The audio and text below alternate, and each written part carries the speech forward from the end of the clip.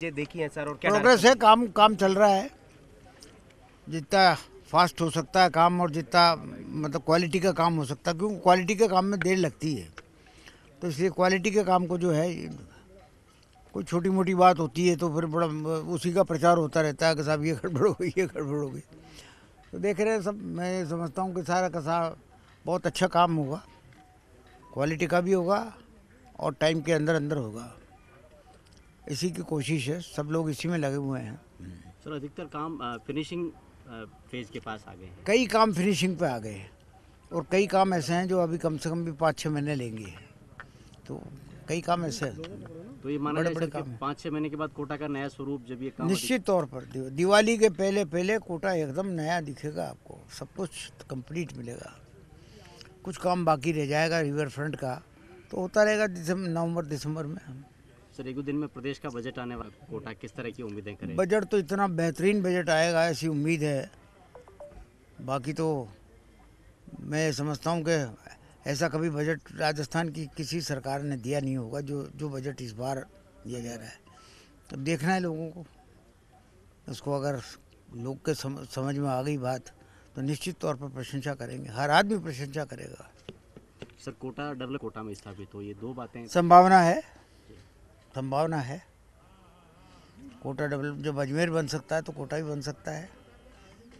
लेकिन मैं एक बात मान के चलता हूँ कि अजमेर बनाई ना तो उसका कोई फ़ायदा अजमेर को मिला नहीं जी।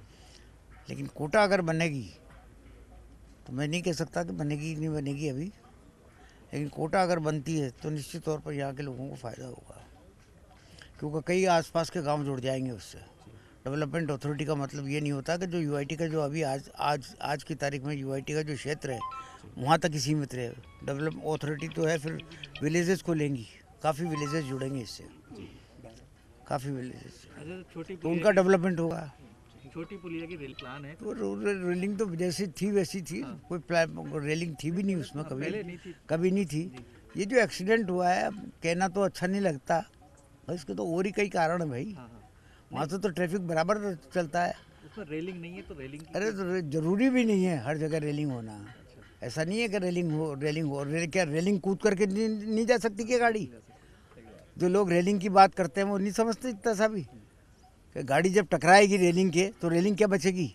जब बिजली का खंभा ही नहीं बचता, बिजली का पोल ही नहीं बचता, तो रेलिंग कितनी सी होती है, क्या ताकत होती है रेलिंग में? उसके कारण कुछ और ही हैं सर एक्सीडेंट के। रिवर फ्रंट आप प्रधान सुनने को देखने को मिल सकता हो सकता है रिवर फ्रंट 2 का भी जो है अनाउंसमेंट कर दें, या इस साल करें या अगले साल करें, वो काम ख़त्म अगले साल तक ही होगा उसका, तो उम्मीद तो है। तो रिवर फ्रंट पार्ट 2 आएगा तो सही सर? आएगा, नहीं निश्चित तौर पर आएगा, क्यों नहीं आएगा। चंबल रिवर फ्रंट तो फर्स्ट पार्ट है ही अपना, शुरू से हमने जब से काम चालू किया था तब से हम इसको फर्स्ट पार्ट मानते थे, और ये भी तय कर रखा था कि ये काम ख़त्म होने के बाद में रिवर फ्रंट का तो पार्ट 2 जो है वो चालू करेंगे। सर मिनी सचिवालय को लेकर के भी, मिनी सचिवालय को लेकर भाई अब मिनी सचिवालय के लिए मैं तो इस पक्ष में हूँ कि मिनी सचिवालय बनना चाहिए और बाकी सारी ज़मीन पर प्लांटेशन होना चाहिए, क्योंकि वो 170 एकड़ करीब ज़मीन, 170 ही है ना, 150 है 150 हेक्टर 150 हेक्टर 144 एकड़ ज़मीन है। अब उस 144 एकड़ में अगर मिनी सचिवालय आता है तो वो मुश्किल से ज़्यादा 8 या 9 हेक्टर ज़मीन में आएगा। बाकी जितनी भी ज़मीन है उस पर तो सब पर प्लांटेशन होगा, लेकिन पब्लिक ओपिनियन देख रहे हैं, कुछ लोग इसके पक्ष में भी नहीं है कि सब मिनी सचिवालय बने। वो सब लोग ये 100% आदमी ये चाहता है कि हो तो प्लांटेशन हो। अब प्लांटेशन के लिए, प्लांटेशन के अलावा 8 हेक्टर ज़मीन निकाल लें तो मिनी सचिवालय बन सकता है। मिनी सचिवालय के लिए आइडल प्लेस है वो, आइडल प्लेस इसलिए है कि चारों तरफ बस्तियां हैं, वो बिल्कुल बीच में आ गया वो एरोड्रोम। आज की तारीख में पुराना एरोड्रोम बिल्कुल सेंट्रल प्लेस हो गई, सेंट्रल पॉइंट हो गया एक तरह से, तो बन सकता है।